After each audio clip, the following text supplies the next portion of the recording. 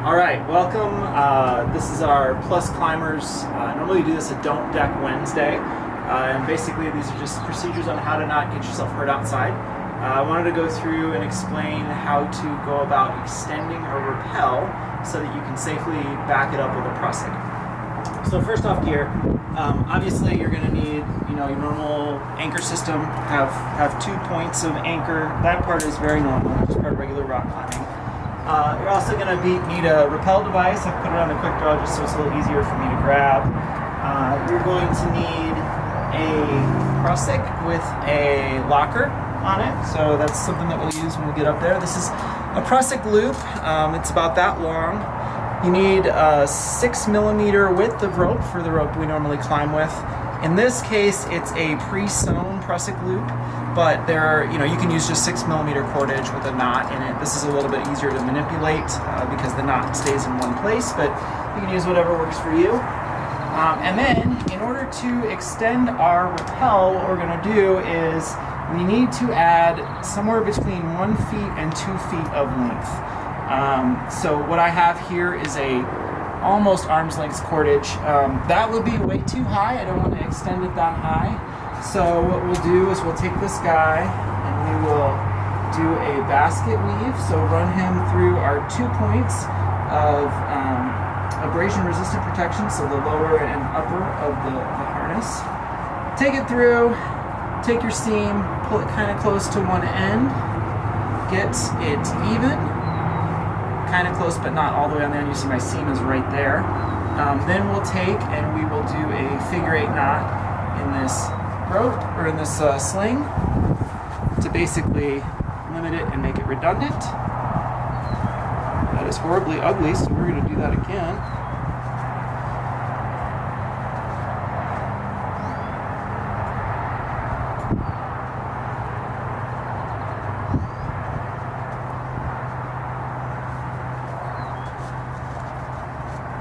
Big thing here, make sure it's properly dressed and good in that regard. 2, 4, 6, 8, 10. It's a little harder to count with the slings, but we're good there. We've got probably about just over a foot on that extension, so that's good. And then put a locker on it, and then just attach it to the side of your harness out of the way. So if you've just got a shorter sling, you can do a lark's foot, and that's okay. This is a little bit better in terms of protection, but a lark's foot is 100% fine. Okay, so if you're normally climbing, always make sure that you don't have things dangling way low so you don't trip on them as you go up. And we're going to go ahead and execute our climb. So, coronavirus, not really at the crag of late, so we're going to pretend I climb my way all the way up here, and that these 2 pre-placed slings are actually my anchors. So I'm just going to go ahead and clip into those.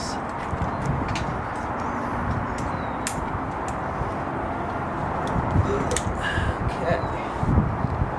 And this pipe should hold me. We're good.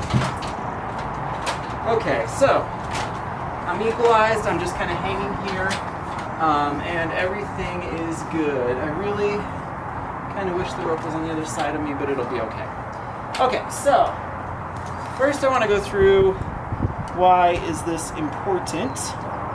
And in order to show that, what I'm going to do is just do a normal rappel that we would have a fireman's belay on at the bottom. So I know most of you guys who climb with me know that I don't normally use these ATC style devices for rappelling. I don't like them, but I know that most of you guys do, so I'm go ahead and using it today.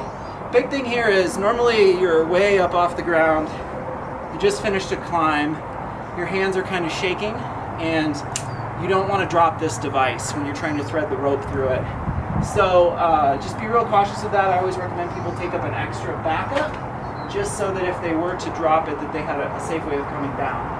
So, normal way we go about doing this, you take all the slack out of the rope. Okay, you can tell I'm on the ladder over. You can tell I'm not actually hanging on these. So what I'll go ahead and do is I'll call a fireman's belay below. Always keep one hand on here Also recommend putting gloves on at this point. It's not super important today just because I'm not going very far, but this would be the point where you would want gloves on. So I'm never letting go of the rope unless I'm backing it up with another hand, taking my two anchors off. And so right now it is just my hands that are holding me up, and hopefully my fireman's belay down below. So the problem with fireman's belay is the fact that sometimes when you climb, if you do multi-pitch, someone has to go first. And when that someone has to go first, there's no fireman's belay for them. So that's super risky. So let's pretend I'm going down the rock, and then all of a sudden, I go over the edge and I get stung by a bee. Well, that's exactly what's gonna happen. And the thing is that once you start that fall, it's actually gonna be incredibly hard for you to try to grab the rope and break yourself. There's nothing that is very realistically gonna stop you from hitting the ground. So that's kind of a problem. There's also, same thing could happen to your fireman's belay on bottom, things like that. So what I wanted to go through with you, especially if we do canyoneering, is how to back up a rappel with a Prussik loop. Okay, so I'm gonna go back and do my climb again.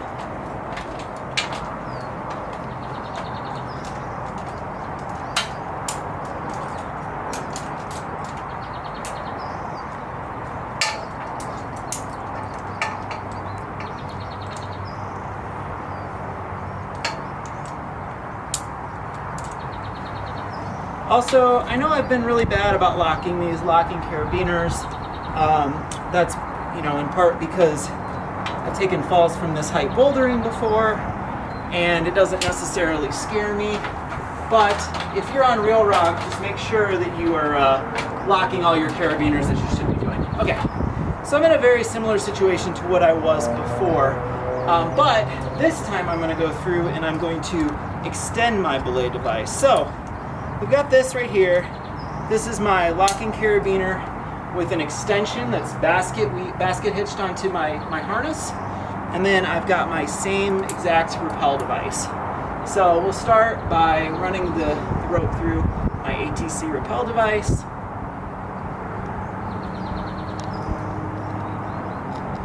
Okay, and now we will run that through this guy right here. Okay. So big thing here is a few benefits of this. You can see based on the height that there's no way I'm going to get my clothes caught in it.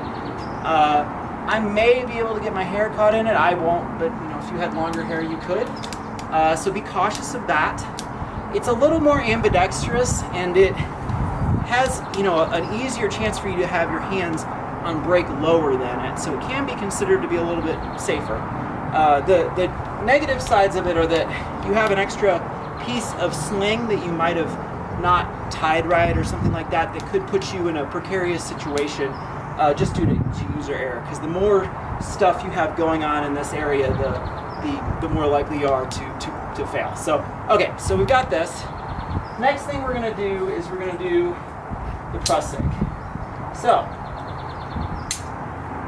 this is my pre-made Prussik loop. So what we're going to go ahead and do is we will run it through as many times as it will fit comfortably. Okay, so like that. You do not want the seam to be either in this part or in this part where you're connected to your harness. So, okay, here's a Prussik loop. It's a magical little device. As long as my hand is on it, it slides rather freely. But the second my hand is not on it, it is locked up. It is a backup, a true lockup. People use these things to rescue themselves. In fact, the reason this only needs to be between 1 or 2 feet is because if I have a failure where I get caught in this ATC, I will need to Prussik above it to pull the weight off of it to free myself. So that's why you don't want it all the way up here, because then you could get stuck in a situation where you can't self-rescue. Okay, so here's my Prussik loop. I'm going to go ahead and I will attach it to my belay loop. Big thing here, if it's metal on your harness, it goes to your belay loops. If it's fabric, it goes through your 2 reinforced points on your harness. Okay, so locked, make sure that is locked. Also make sure that this is locked. I'm using auto lockers, but you know, these two things are very important to be locked. So, okay, so now what we're gonna do is we are going to pull ourselves up, cheating a little bit here by using the pipe, but pull ourselves up, pull the slack out, okay, and then I'm going to hold down on this rope and move my Prussik loop up. Okay, so something I want to show you guys here is that if you notice, I am not on any of these, my personal anchor system, I'm not actually using them for weight, and I am hands-free, and my rope is holding me up. So this is kind of one benefit.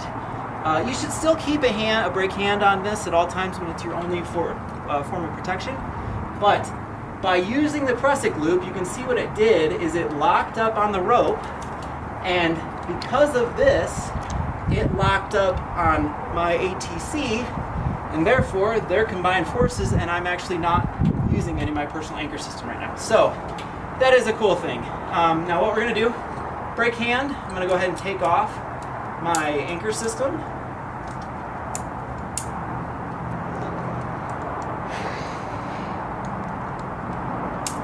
This one side.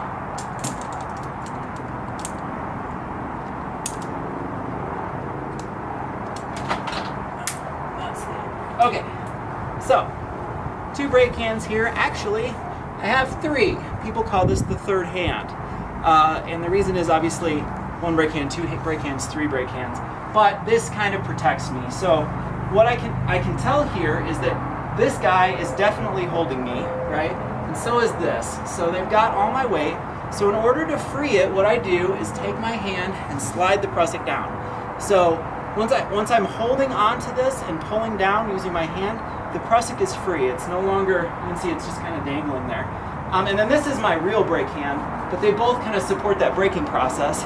And then what happens is, since I'm here and I've got this, if there's no one below me on fireman's belay, and I am going and I get stung by a bee, I'm actually okay. This thing protects me. It's a lot easier to use than an auto blocker, which is a setup that you use if you rappel from right here, the belay loop, but you need to back yourself up. You put an auto blocker on a leg loop, and that does help, but definitely it's not as easy to use as this, because you can still go, you know, pretty good with this guy. So, all right, so that is extending your rappel and using a Prussik as a third hand. Thank you. Happy Don't Deck Wednesday.